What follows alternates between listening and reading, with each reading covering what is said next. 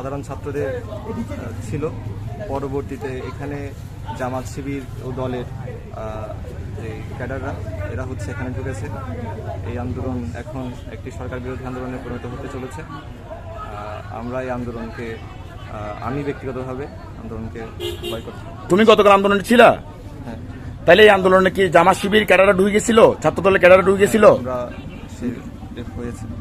তাই এখন তুমি কি এই আন্দোলনকে কি বয়কট করবা? যেহেতু ছাত্র দল এবং কি জামাত শিবিরের ক্যাডাররা ঢুকে গেছে, তুমি কি এই আন্দোলনকে যৌক্তিক মনে হচ্ছে? এখন তুমি একজন আন্দোলনকারী হিসেবে, সাধারণ শিক্ষার্থী হিসেবে বড় করে বলো, যেটা সত্যিটা বলো। এই আন্দোলনকে এখন যেহেতু ওরা ঢুকে গেছে যৌক্তিক মনে হচ্ছে। তাইলে সারা বাংলাদেশ সাধারণ শিক্ষার্থীদের মেসেজটা কি?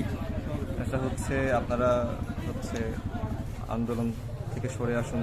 হ্যাঁ, যেহেতু এই আন্দোলন জামাত শিবির এবং ছাত্রদল ক্যাডাররা ডুবে গেছে, এটাই তো ঠিক আছে। তুমি কি একজন সাধারণ শিক্ষার্থী হিসেবে বুঝতে পারছো তো যে এই আন্দোলন জামাত শিবির ডুবে গেছে?